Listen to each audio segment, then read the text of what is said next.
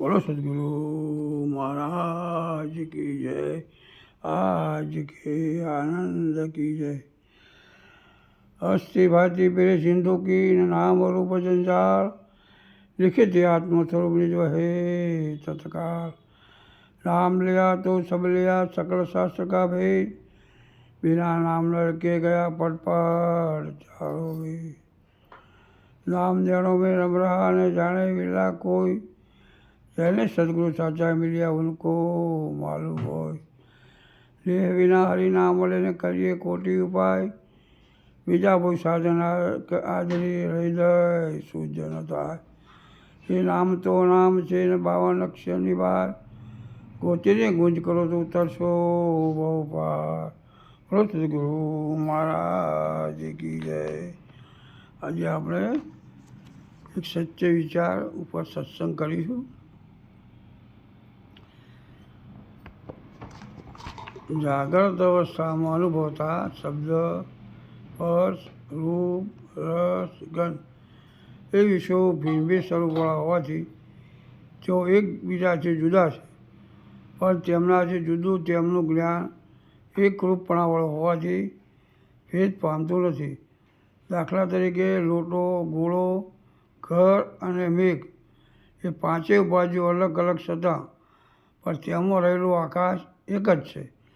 તેમ શબ્દ, સ્પર્શ વગેરે વિષય અલગ છતાં પણ એ પાંચેય વિષયનું ચેતનરૂપ જ્ઞાન જુદું જુદું નથી, પણ એક જ છે। જાગ્રત અવસ્થામાં વિષય સ્થૂળ છે અને સપન અવસ્થાના વિષયો કેવા છે? વાસનામય છે। તેથી તે અવસ્થામાં જ્ઞાનમાં ભેદ નથી। જાગ્રતમાં સુષુપ્તિ વિશે થયેલા અજ્ઞાનના અનુભવની સ્મૃતિ થાય છે। કોઈ પણ વિષયનો પ્રથમ અનુભવ થાય છે, પછી અનુભવ વડે તે વિષયના અંતસ્કરણમાં સંસ્કાર પડે છે અને અનુકૂળ સમય આવતો તે સંસ્કારો સ્મૃતિ પરિણામ રૂપે પામે છે। તેથી સુષુપ્તિમાં સુખનો અને અજ્ઞાનનો અનુભવ થાય છે। અંતસ્કરની અવસ્થાઓ બદલાય, દિવસો બદલાય, પણ છતાં ત્રણ અવસ્થાને લગતું જ્ઞાન બદલાતું નથી, તે એક જ થવાવાળું રહે છે। મન ઇન્દ્રિયોનું અધ્યક્ષ અથવા સ્વામી છે। મન ઇન્દ્રિયોની સહાય વિના બહારનું જ્ઞાન સ્વતંત્રપણે મેળવી શકતું નથી અને અંતરમાં સુખ દુઃખ આદિનું જ્ઞાન સ્વતંત્રપણે મેળવી શકે છે। બાહ્યના સત્વગુણ, રજોગુણ, તમોગુણ એવા 3 ગુણ છે। તે ગુણો વડે વિકાર પામે છે। મન ગુણ દોષના વિચાર કરવાવાળું છે। મન અન્નના કાર્યરૂપ છે, પ્રાણ જળના કાર્યરૂપ છે। જેમ ઈંધણ વિનાનો અગ્નિ જેમ પોતાના કારણરૂપ સામાન્ય અગ્નિમાં લીન થાય છે, તેમ મૃત્યુઓના લય થવાથી ચિત્ત પોતાના વિવર્ત ઉપાદન કારણરૂપ આત્મામાં શાંત થયેલા એટલે વિષયથી વિમુખ મનને વિષય સુખના સાધનો સહિત સર્વ વિષય સંબંધી સુખો મિથ્યા પ્રતીત થાય છે। ચિત્ત સંસાર છે। ચિત્તને અભ્યાસ અને વૈરાગ્યરૂપ પ્રયત્ન વડે રજોગુણથી અને તમોગુણથી રહી એકાગ્ર કરવું।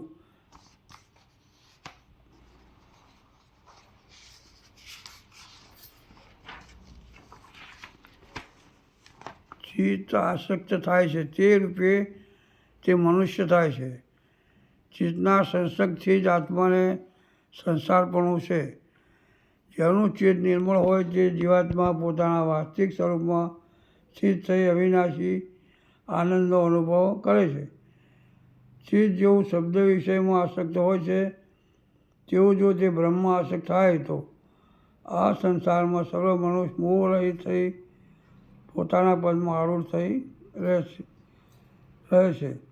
કરતાય જીવ, હું અને આ મનની ક્રિયા અને એકબીજાના અત્યંત ભિન્ન રહેલ છે।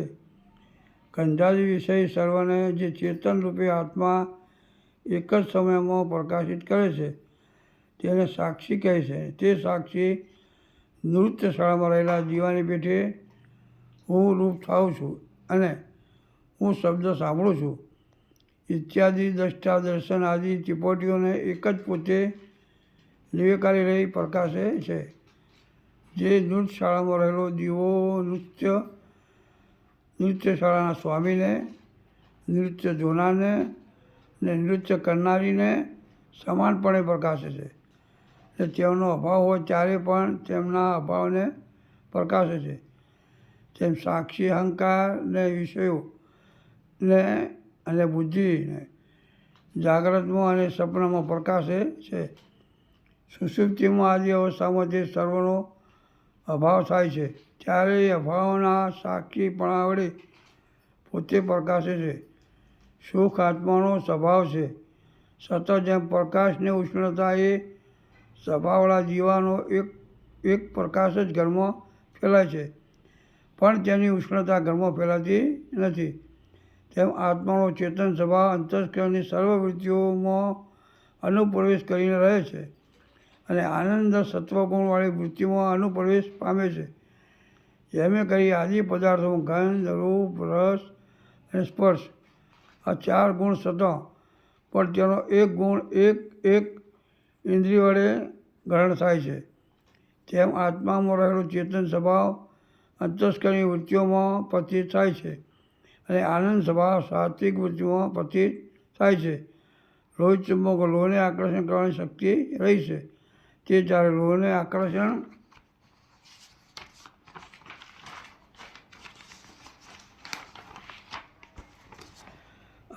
કરે છે ત્યારે જણાય છે. તેમ બ્રહ્મમાં રહેલી માયા શક્તિ આકાશથી પર્વતને જોવાથી જાણવામાં આવે છે, માટે તેને કાર્યગમા કહી છે. માયા બ્રહ્મમાં એક કલ્પિત ભાગમાં રહે છે. જેમ કે પૃથ્વીમાં ચીકણી પલાળેલી માટીમાં જ ઘડો થવાની શક્તિ રહેલી છે, અને તેમ તે શક્તિ બ્રહ્મમાં કોઈ કલ્પિત ભાગમાં રહે છે. જેમ ભીત પર રહેલા રંગો ભીત પર અનેક પ્રકારના ચિત્રોની કલ્પના કરાવે છે, તેમ સદરૂપ બ્રહ્મ આશ્રય કરીને રહેનારી માયારૂપ શક્તિ સદરૂપ બ્રહ્મ અનેક પ્રકારના કાર્યની કલ્પના કરાવે છે. જેમ રંગની ઉપાધિ વડે ભીત પર પતિત થતા ચિત્રો ભીતથી ભિન્ન નથી, તેમ માયાની ઉપાધિ વડે બ્રહ્મ પતિત થતું આ જગત બ્રહ્મથી ભિન્ન નથી. ઈશ્વરની માયા નામની શક્તિ છે તે આનંદમય કોષથી માંડી બ્રહ્માંડ પર્યંતના સર્વ પદાર્થોમાં ગૂઢ રૂપે સૂક્ષ્મતર રૂપે રહેલી છે. તે સૂક્ષ્મતર હોવાથી અન્ય સ્થૂળ પદાર્થની પેટે પતિત થતી નથી. એ માયાનો સ્વભાવ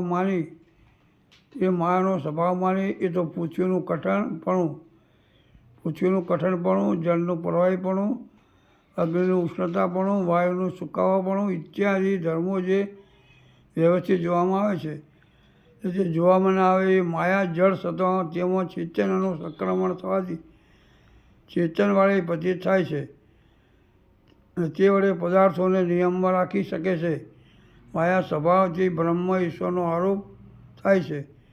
જેમ પ્રકાશરૂપ સૂર્ય ચંદ્ર વિના રાહુની પતિતિ થતી નથી, તેમ ચૈતન્ય વિના માયાની પતિતિ થતી નથી. તેથી આ માયા પરતંત્ર છે એમ જણાય છે અને અસંગ ચેતનને બીજી રીતે પતિત કરવાથી તે સ્વતંત્ર છે. જેમ આકાશમાં રહેલા સૂર્યના પ્રકાશ વડે સાધારણ રીતે પ્રકાશિત થયેલી ઘરની ભીતને ભૂમિ પર પડેલા દર્પણમાં પ્રતિબિંબ થઈને ભીત પરના પરાવર્તન થયેલા સૂર્યના કિરણો વડે બેવડા પ્રકાશવાળો કરવામાં આવે છે. તેમ અવિકારી આત્મારૂપ કુટસ્થ વડે સાધારણ રીતે પ્રકાશિત કરેલા સ્થૂળ શરીરને બુદ્ધિમાં રહેલા ચિદાભાસ વડે વધારે પ્રકાશિત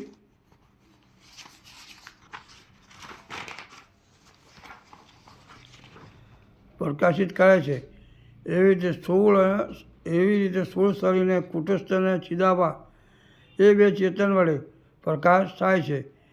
જેમ ભીત પર પડેલો સૂર્યનો સામાન્ય પ્રકાશ અને દર્પણમાંથી પરાવર્તન પામીને પડેલો વિશેષ પ્રકાશ ભિન્ન છે, તેમ જાગ્રત સ્વપ્ન ચેતનના પ્રતિબિંબવાળી ઘટાદી આકારે થયેલી વૃત્તિઓ અને તે બુદ્ધિવૃત્તિઓની સંધિઓ અને સુષુપ્તિ, મૂર્છા અને સમાધિ આ અવસ્થામાં બુદ્ધિવૃત્તિના અભાવને પ્રકાશિત કરનાર આ અવિકારી આત્માનું કુટસ્થ તે બુદ્ધિની વૃત્તિઓથી ભિન્ન છે એમ જાણવું.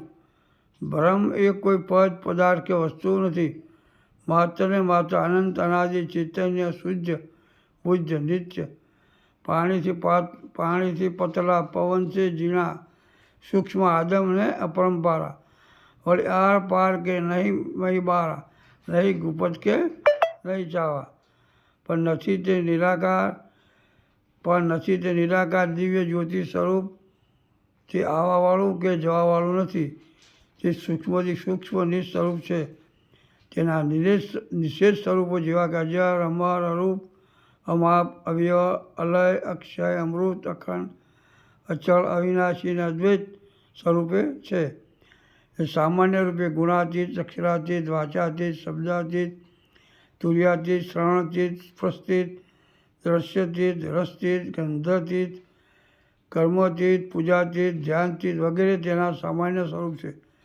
અસ્તે ભાતિ પ્રિય નામ રૂપ ગુણ સચિત આનંદ વગેરે તેના વિશેષ સ્વરૂપ છે. તે સર્વે વિશ્વમાં સત્તા સ્ફૂર્તિ આપી સર્વને પોતપોતાના ધર્મ મુજબ કાર્ય કરે છે. જેનો જેવો ધર્મ તે મુજબ કાર્ય જ્ઞાન દ્રવ્ય આપણે કરે છે. બોલો સદગુરુ મહારાજ કી બલારામ મહારાજ કી જય. જય ગુરુ મહારાજ.